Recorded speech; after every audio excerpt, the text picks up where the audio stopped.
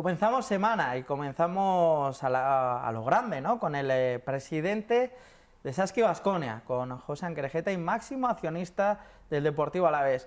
En octubre me contaba que hace 27 años que es presidente del Baskonia, desde 1988, presidente de Saski Baskonia, con sus altibajos, con sus malos momentos, indudablemente, con sus buenos momentos. Todos recordamos aquellas 3 Final Four de manera consecutiva, aquella final que se jugaba contra, pues bueno, contra CSKA de Moscú, si no me equivoco, ahora espero que no me falle la memoria, se jugaba contra Maccabi Tel Aviv, perdón, creo que era. Bueno, luego lo consultaremos con el propio Josean Kerejeta.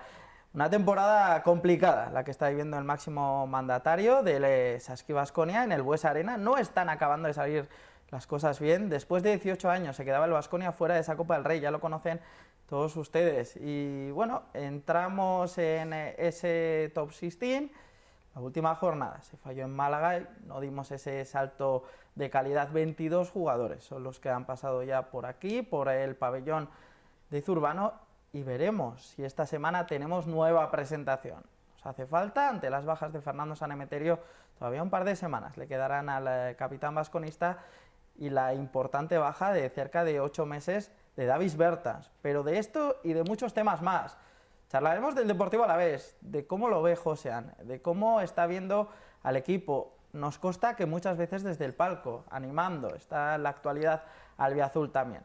Si les parece, aprovechamos ya para saludarle directamente y charlar, porque van a ser muchos los temas en este tiempo. Josean Kerejeta, muy buenas. Hola, ¿qué hay? Bueno, en primer lugar, muchísimas gracias por acompañarnos en este sofá rojo del Granado Terlacua, por apoyar también este proyecto sobre el deporte en VTV Gasteiz. Nada, hombre, encantado de estar con vosotros. Josean, son 27 años ya desde que te hiciste cargo de Saski Baskonia, alguno más desde que dejaste el baloncesto en activo. ¿Cómo ha cambiado el baloncesto de cuando tú jugabas a la época moderna, al 2015 que estamos ahora? Bueno, el baloncesto ha evolucionado muchísimo. Si habláramos únicamente del Baskonia, en este tiempo hemos pasado de jugar en el campo de Mendizorroza, con 3000 y pico espectadores, a ser un equipo modesto de la liga doméstica, a estar jugando en el Buesa Arena con una capacidad de 15.500 y después de hacer 2 ampliaciones, y a ser un equipo puntero tanto en la Liga ACB como en Europa. Y referente al baloncesto en general, ha cambiado totalmente, no solamente la forma de jugar, sino también la capacidad atlética, la técnica de los jugadores. El baloncesto en estos años ha evolucionado muchísimo y yo creo que para bien. ¿Le gustaba más el baloncesto que jugaban entonces, donde sí que se pueden recuperar algunos vídeos? Ciertamente es complicado, ¿no?, recuperar ese tipo de vídeos, donde había mucha más brega, donde la gente se curtía más, ¿no?, en las zonas, que ahora. No estoy de acuerdo. Antes el baloncesto era mucho más light que lo que es ahora. Las defensas eran mucho más flojas, el nivel defensivo no tenía nada que ver. No hay más que comparar vídeos, pones un vídeo de hace 25 años y al lado un vídeo actual. Las defensas ahora son mucho más duras, más intensas, los equipos presionan mucho más, el contacto es superior al que era. Entonces era un baloncesto que permitía mucho más jugar, con una técnica individual mucho más deficiente, pero es normal que haya evolucionado y que ahora sea mejor. Lo importante es que entonces el baloncesto era un deporte atractivo y ahora sigue siendo un deporte atractivo. Josean ha comentado equipo modesto dentro de la Liga ACB, pero a nadie se nos escapa, desde los aficionados de los diferentes clubes hasta los entrenadores y diferentes presidentes, que siempre evidentemente salen estas secciones de baloncesto, porque son así, ¿no?, tanto Real Madrid como Fútbol Club Barcelona, y después siempre se nombra al Baskonia. Es decir, evidentemente, por presupuesto y por pues una serie de circunstancias, continuamos siendo un club modesto, pero a nadie se nos escapa que es uno de los grandes, por lo menos de la Liga ACB. Y bueno, a nivel europeo, evidentemente, siempre estamos en ese top 16. Sí, bueno, antes decías 3 Final Four seguidas, hemos estado en 4 Final Four seguidas. ¿Cierto? El equipo se ha ganado su estatus deportivamente y en base a los resultados que ha obtenido en los últimos años. Mantenerse siempre al primerísimo nivel es imposible, no lo hace nadie. Todos los equipos tienen altibajos. Hay equipos en este momento con unos presupuestos que para nosotros son inalcanzables. ¿Qué presupuesto tiene Saski Baskonia? Este año 12,5 millones, pero hay que conocer que nosotros hemos estado compitiendo en el grupo, en el top 16, con equipos que tienen 40, 30, contra equipos con presupuestos muy importantes, que vienen o bien porque son de equipos de fútbol, o bien porque detrás hay grandes mecenas, como puede ser el CSK o como puede ser Fenerbahce o estos equipos. Pero yo creo que siempre hemos competido y espero seguir compitiendo con nuestras carencias, con nuestras limitaciones, y es verdad que para competir pues tendremos que hacer las cosas mejor que el resto, tendremos que trabajar mejor que el resto porque evidentemente económicamente es imposible que podamos estar a su altura. Para quitarme la duda, y para quitar la duda a los espectadores, si no me equivoco era la Final Four de Moscú de la que hablaba, que se le gana a Chesky y se pierde con Maccabi en la final. Sí, con Moscú. Un auténtico equipazo que tenía Baskonia de aquella. Pues teníamos un gran equipo. Hemos tenido muy buenos equipos y que han hecho grandes cosas. Me acuerdo que en un momento determinado de 24 o 25 finales posibles, habíamos jugado 21 o 20, o una cosa así, una barbaridad. Con la creación de la Supercopa era el único club hasta hace poquitos años que había disputado todas las Supercopas, incluso que nadie había ganado más que Baskonia ese título. Sí, bueno, ganamos los 4 primeros títulos y luego, bueno, pues ya en la época más reciente, pues tanto Madrid como Barcelona también creo que tiene el mismo número de títulos que nosotros, han sido los ganadores. Pero bueno, yo creo que hay que estar contentos de lo que se ha hecho, pero también la historia pasa, ¿no? Y ahora tenemos que pensar dónde estamos y lo que queremos hacer de cara al futuro, seguir compitiendo a primer nivel tanto en ACB y sobre todo en Euroliga, donde las cosas posiblemente vayan a cambiar en el futuro, donde queremos estar todos los equipos y donde van a estar los mejores equipos europeos. José, este año nos ha bajado un poquito a todos, a los aficionados, medios de comunicación, etcétera, a la tierra los resultados que está teniendo Baskonia, acostumbrados sobre todo a esos grandísimos resultados de los que usted estaba hablando. Pero esa es la realidad del deporte. En el deporte y de alta competición es imposible que nadie gane siempre, por mucho presupuesto que tengas. Evidentemente la economía al final determina muchas cosas. Si tú tienes un nivel presupuestario mucho más alto que el resto, es muy difícil que en un periodo de tiempo no ganes más títulos. Todo el mundo sabe hacer las cosas y todo el mundo sabe contratar y hacer proyectos. Entonces, es lógico que, y más en una ciudad pequeña como la nuestra, donde las posibilidades que hay de crecimiento son muy limitadas, pues que nuestro equipo tenga altibajos y que tenga momentos en los que pueda competir a muy alto nivel y otros en los que sea más difícil. ¿Cuál ha sido su mejor momento dentro de la presidencia de Baskonia? El que recuerda con especial cariño, el que cuando pasa un momento malo pues se acuerda de aquel partido, de aquella circunstancia o de aquel entrenador incluso, o de aquel jugador. Hombre, en 27 años son muchos, ¿no? Pero aunque sea un tópico decirlo, el mejor momento siempre está por llegar. No me gusta mucho mirar para atrás. No soy de los que veo partidos importantes que hayamos jugado o finales importantes. Me gusta más mirar para adelante y ver lo que podemos hacer en el futuro. Ahora es cierto que ha habido, sobre todo al inicio, cuando partíamos prácticamente de cero, pues momentos difíciles, y luego ver cómo íbamos creciendo y cómo íbamos compitiendo, pues, y conseguir títulos, y sobre todo los primeros títulos, pues fue importante, ¿verdad? Pero insisto en que me gusta más mirar para adelante. ¿Y su peor momento? Aunque no le guste mirar para atrás, ¿podríamos estar hablando de la temporada más complicada para usted, para José Anquerejeta, de Saski Baskonia? No, hemos tenido temporadas muy difíciles. Al final, eh, no es una cuestión de pasar momentos difíciles, que siempre pasas todas las temporadas y que hay años mejores o peores. Yo creo que errores cometemos todos y nosotros muchísimos porque tomamos muchas decisiones. Lo importante es tener la capacidad de poder rectificar esos errores y yo creo que a lo largo de nuestra trayectoria hemos demostrado que somos capaces de hacerlo. En 2013, una declaración en una rueda de prensa dijo: no me queda mucho como presidente de Saski Baskonia, han pasado 2 años, pero antes de marcharme quiero traer a Vitoria una Final Four. Bueno, el marcharme es algo que depende de mí y eso evidentemente a medida que van pasando los años pues siempre está más cercano. El traer a una Final Four no depende de mí, yo puedo intentar trabajar para hacerlo.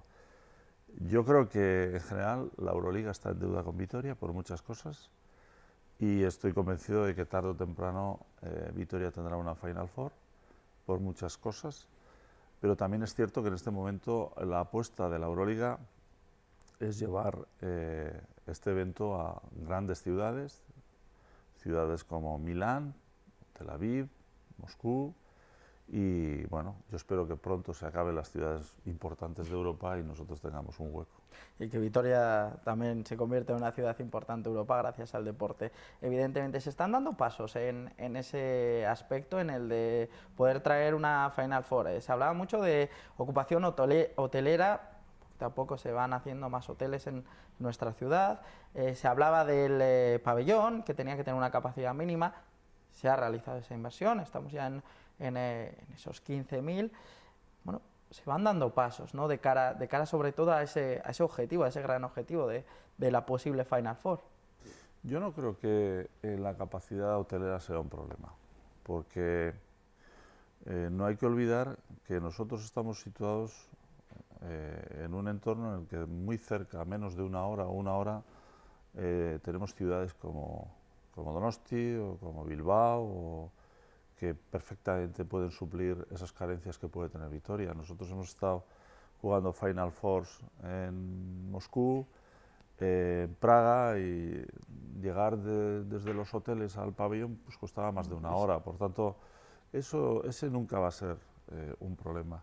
Lo que pasa es que la Euroliga en este sentido tiene una idea clara en este momento de llevar la Final Four a ciudades más importantes de Europa y de concentrar allí, porque es más fácil concentrar a ejecutivos de compañías con las que poder después hablar de futuro, de temas de publicidad, etcétera, ¿verdad?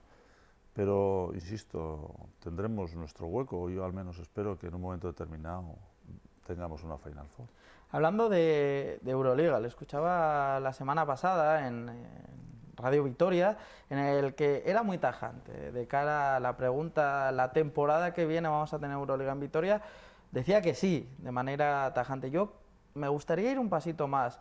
Se está hablando muchísimo a lo largo de estos últimos meses del tema Euroliga y FIBA, de las discusiones que se tuvo al principio por temas económicos y por diferentes criterios.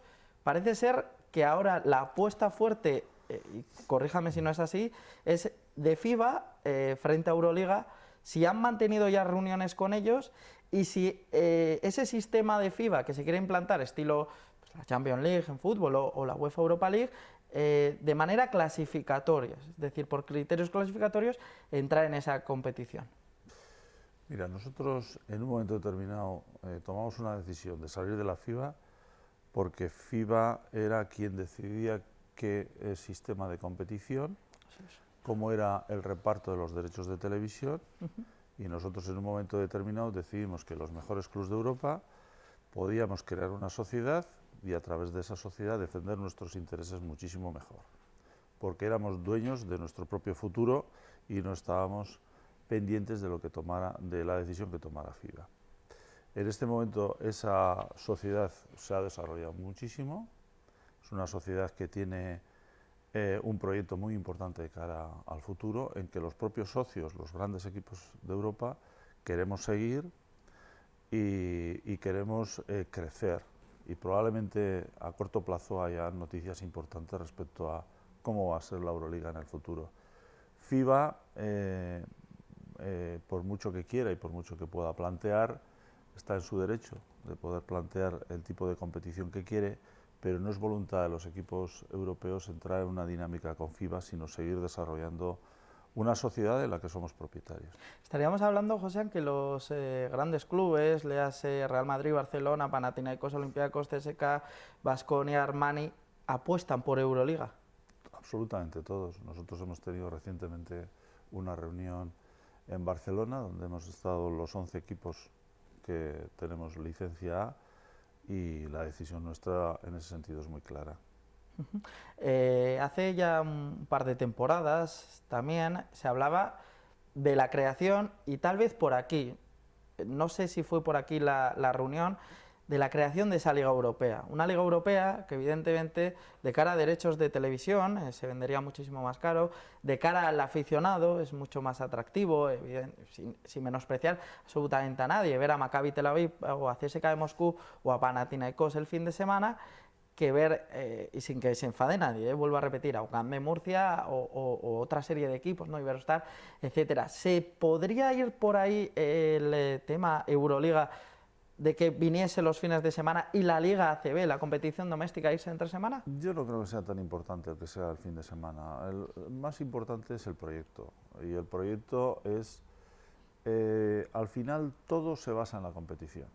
Cuando hay una buena competición, hay más interés de los aficionados, hay más interés de los patrocinios, hay más interés de las televisiones. Por tanto, siempre el kit es buscar y encontrar una buena competición. Y la única competición posible y la mejor es cuando todos los equipos buenos juegan contra todos los equipos buenos. No es tan importante el día. Y por ahí tiene que ir el proyecto. O sea, una liga estaríamos hablando.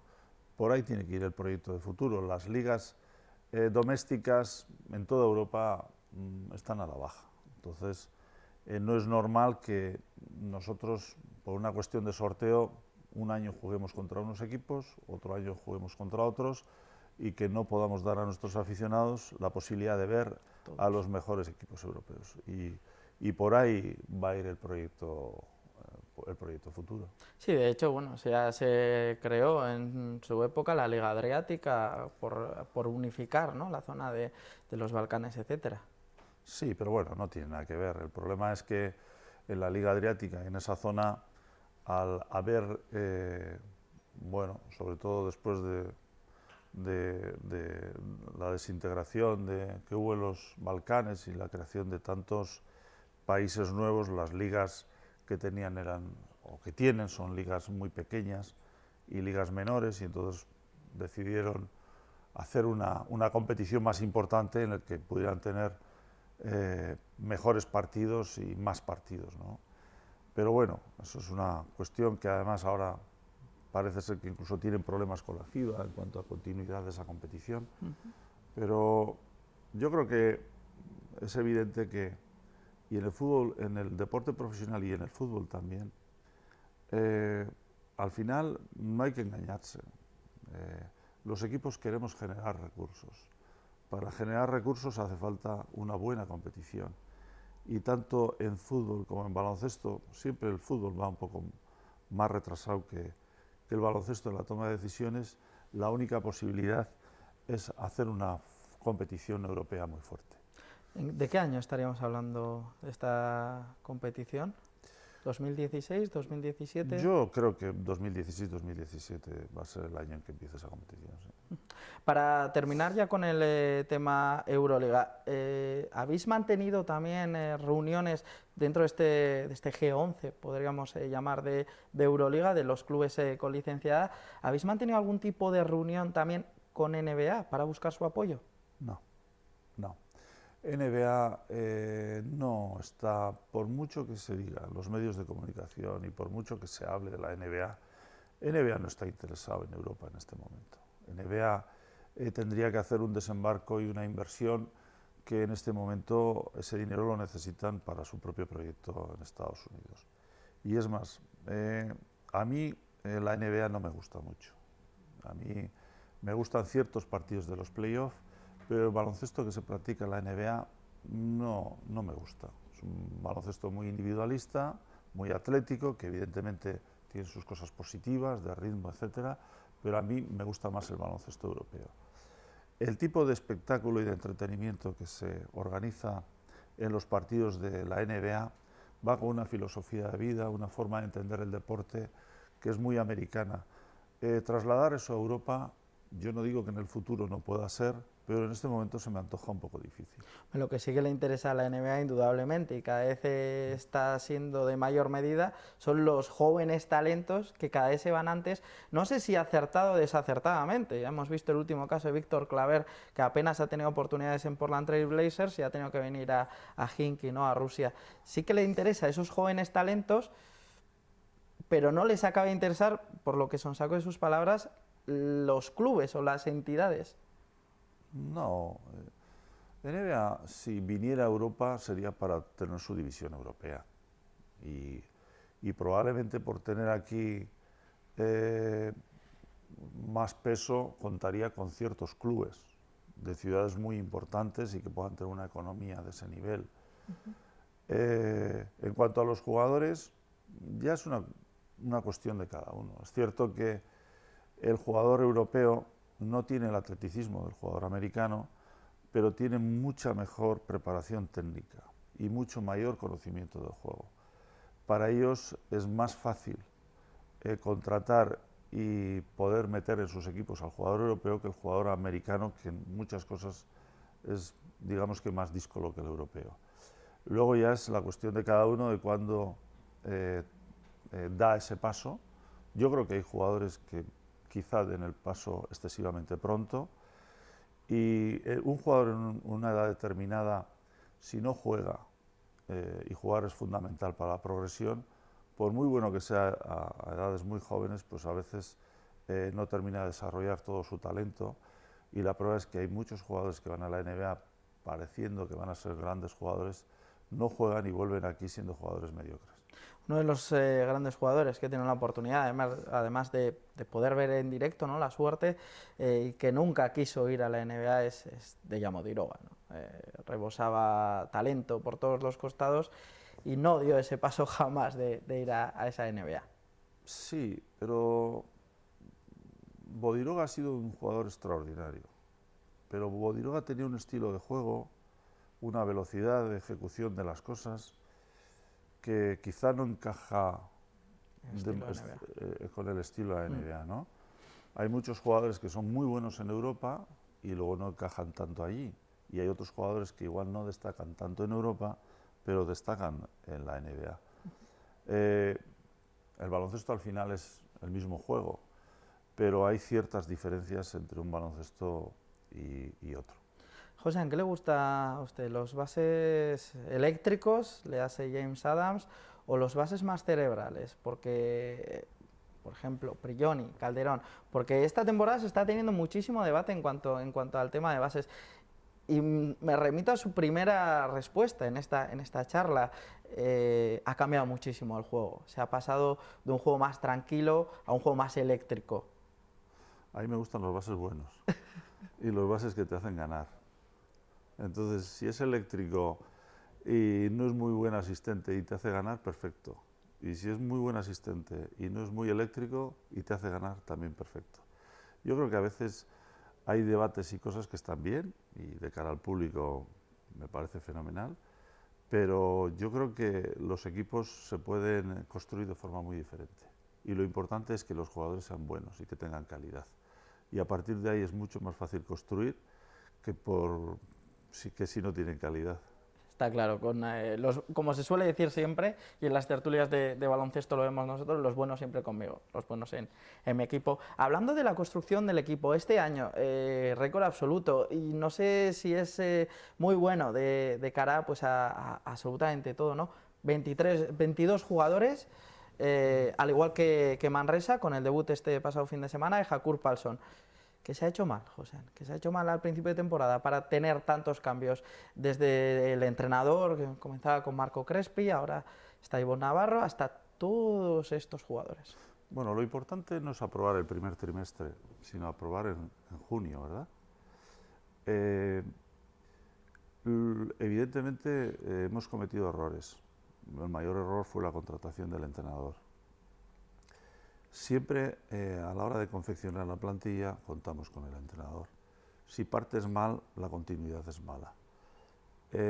Y luego también es cierto que muchos de los jugadores que han venido porque nosotros en verano no podíamos entrenar.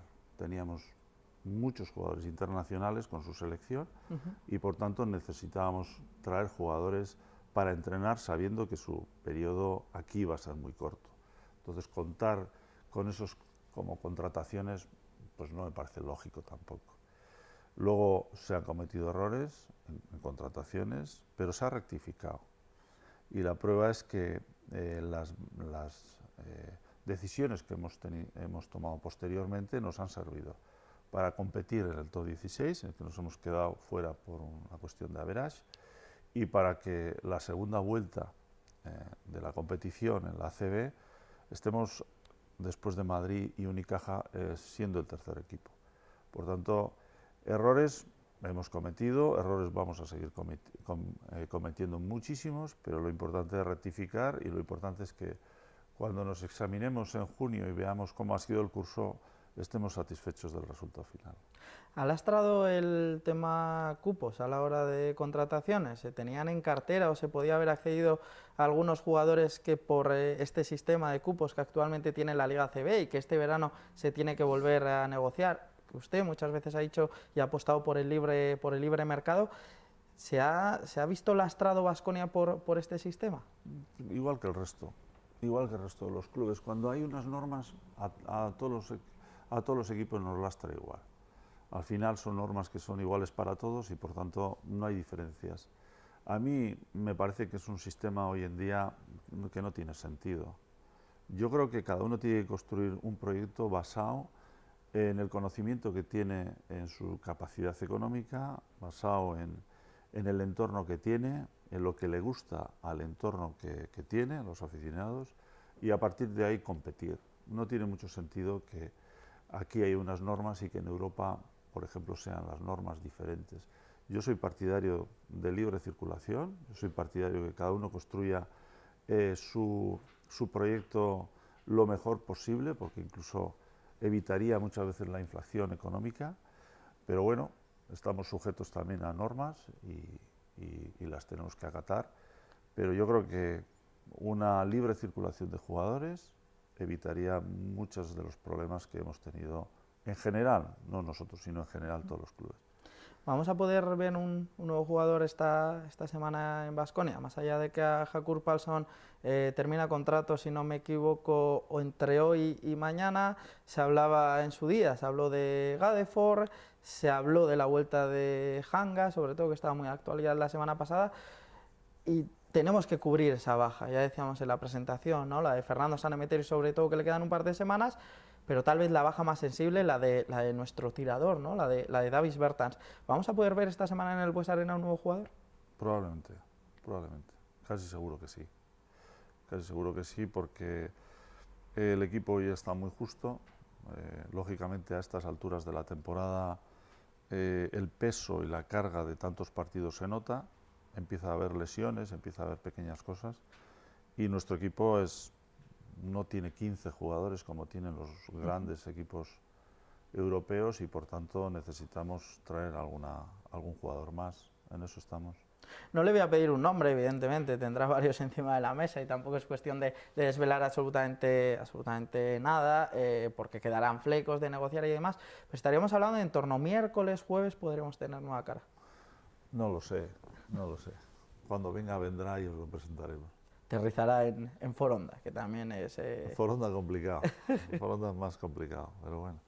Bueno, pues esperamos esa cara nueva que nos ha anunciado, que evidentemente tendremos a lo largo de esta semana, y no me cabe la menor duda que será un gran jugador. Hablando de caras nuevas y de que han traído de alguna manera problemas a Baskonia en su día, operaciones de marketing muy buenas para que Baskonia se dé a conocer en el mundo en general, y creo que sabe por dónde voy. Caso del señor Lamar Odom.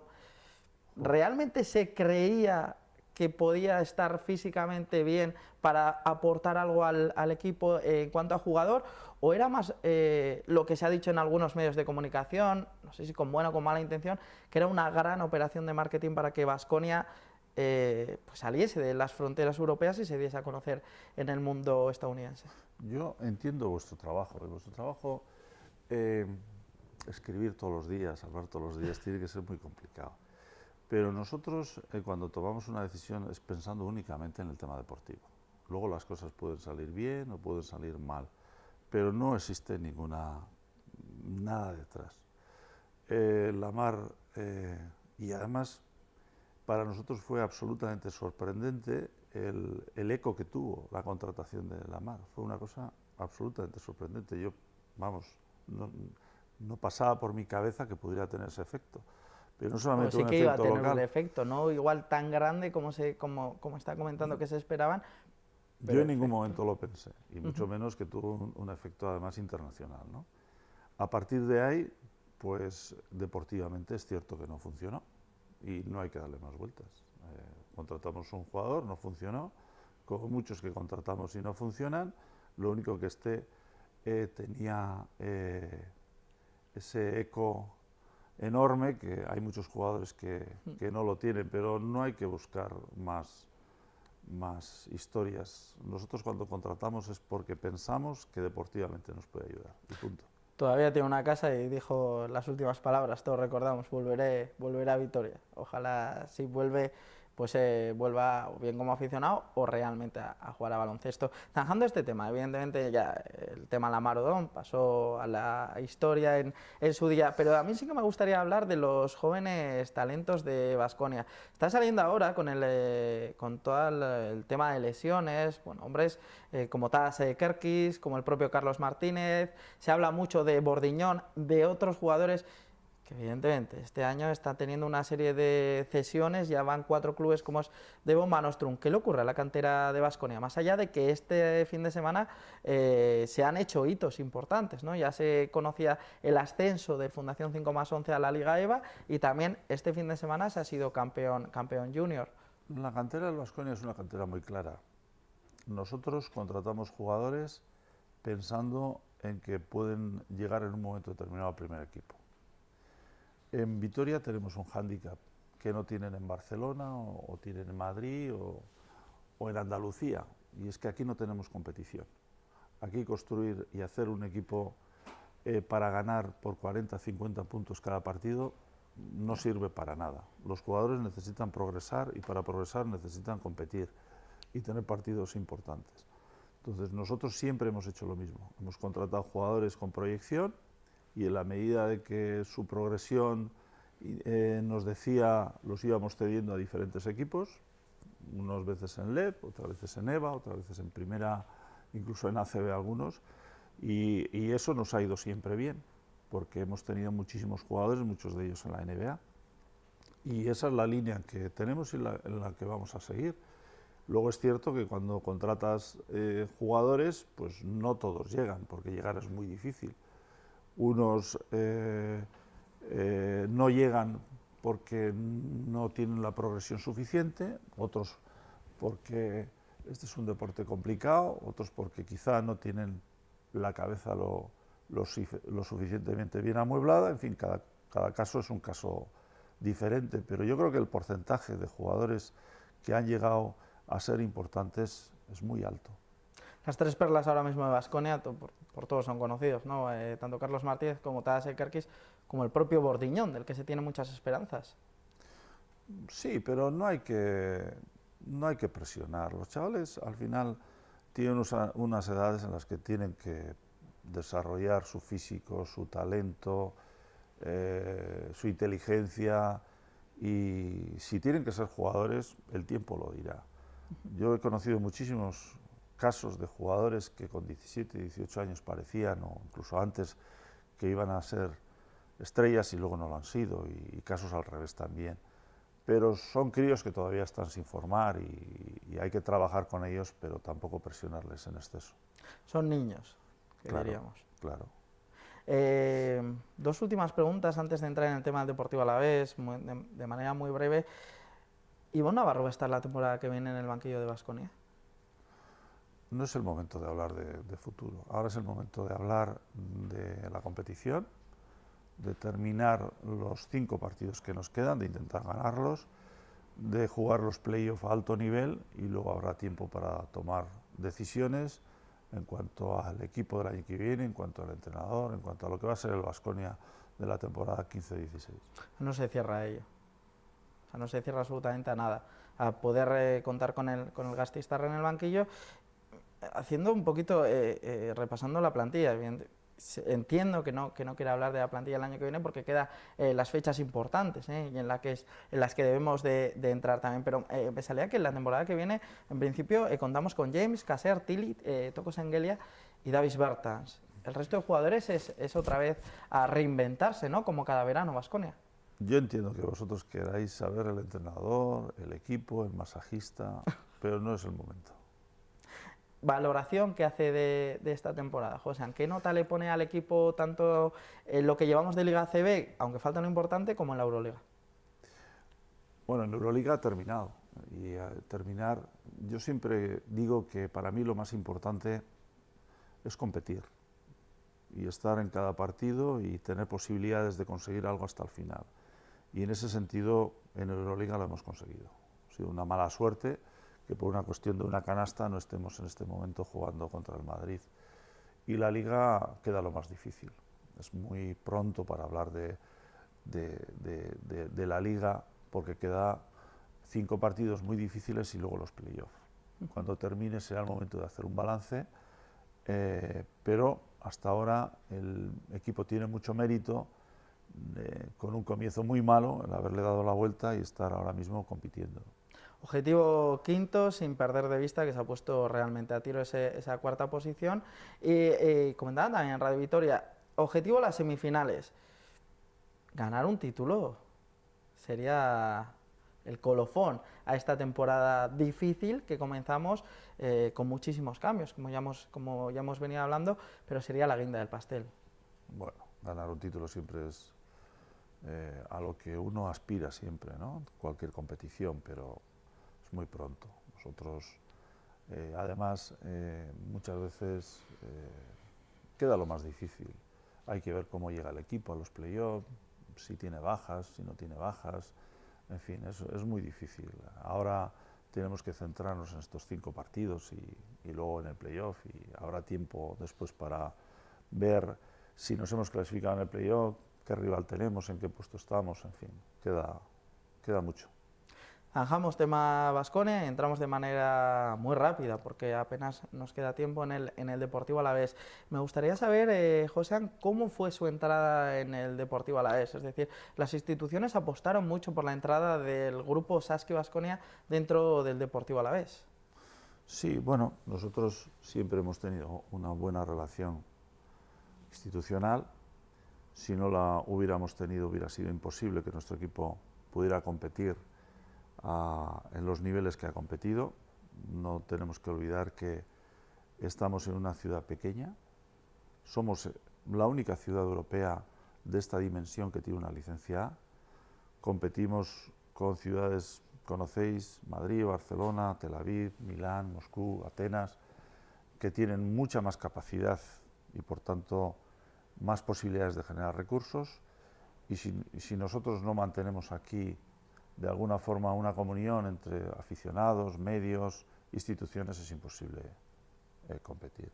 A partir de ahí, a mí en un momento determinado estaba el Alavés prácticamente desahuciado, y en un momento determinado me pidieron entrar e intentar solucionar los problemas que tenía, Bueno, nosotros lo meditamos, lo pensamos, pusimos unas condiciones, se aceptó y llevamos, en junio va a hacer 4 años, en un proyecto muy complicado porque entramos con un pasivo muy importante de más de 15 millones de euros, más aparte otro millón y pico de deuda postconcursal. Nuestro objetivo sobre todo era pagar las deudas y que el Alavés pudiera salir del concurso, cosa que este año ya lo vamos a conseguir. Y bueno, yo creo que aparte de pagar la deuda, se ha trabajado en un proyecto que parece que está funcionando bien, pero no solamente es un proyecto del primer equipo, sino también se ha construido una base en categorías inferiores, se ha construido una base con los clubes convenidos por primera vez en la historia del Alavés, y creo que estamos en disposición de poder plantear un buen futuro para el proyecto, porque además va a ser uno de los pocos clubes que van a estar saneados a partir del 30 de junio. Y con la idea de seguir trabajando, intentando hacer las cosas bien, pero sabiendo siempre que estamos, como en el baloncesto, en una ciudad pequeña con las posibilidades que una ciudad pequeña tiene. ¿Se va a crear, José, un centro de alto rendimiento para la cantera del Deportivo Alavés la temporada que viene? No, no.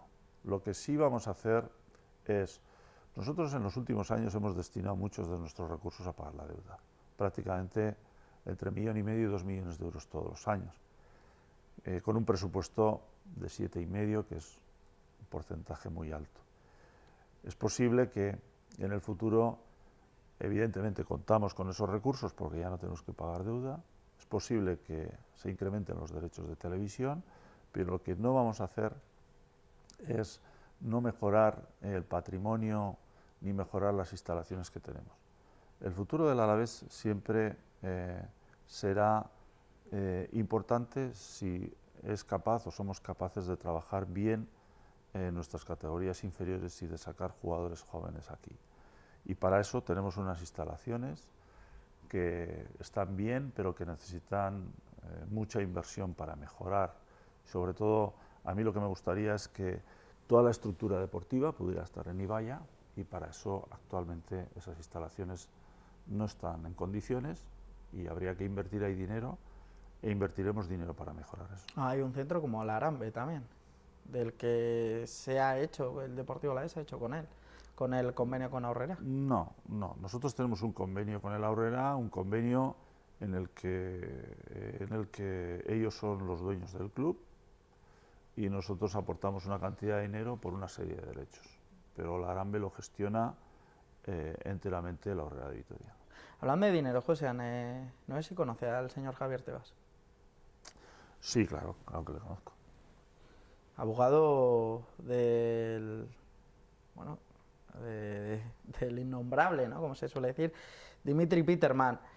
Me consta que la semana pasada, cuando salía la resolución del juicio de que este señor no tenía que pagar el dinero al Deportivo Alavés, estaba muy enfadado, evidentemente, porque no se habían hecho las cosas bien, pero Sí, parte de culpa también tiene este otro individuo. bueno, no sé qué parte de culpa tiene o no tiene. La realidad es, y antes te decía, no me gusta mucho hablar del pasado, porque si alguien ha cometido errores, y es evidente que los ha cometido, si alguien ha cogido un dinero que no le corresponde, hay sentencias claras y se resolverá de una forma u otra, antes o después, sí es posible resolver, porque no es fácil que este señor pueda devolver ese dinero al Alavés, ¿verdad? Pero eso sigue su camino y nosotros estamos intentando hacer todo lo posible para recuperar algo que es del Deportivo Alavés. Pero no podemos estar siempre hablando de Peterman. Eso es una época que ya pasó, desgraciada, muy desgraciada para el Alavés, que las cosas tienen su recorrido judicial, pero nosotros tenemos que pensar en construir el Alavés, que el Alavés pueda estar en un momento determinado en primera, hacer mejorar nuestra organización, que hay que mejorarla y sobre todo acertar, que no es fácil. Para ir ya concluyendo, José, ¿se imagina al Alavés, como acaba de decir, en primera? Claro, es que si no me imaginara al Alavés en primera no hubiera entrado en este proyecto. ¿La temporada que viene? Eso es muy difícil, eso es muy difícil. Tenemos el playoff ahí cerquita, por eso digo. Bueno, está a 5 puntos en este momento el playoff, pero yo creo que este año el objetivo nuestro era no sufrir como el año pasado.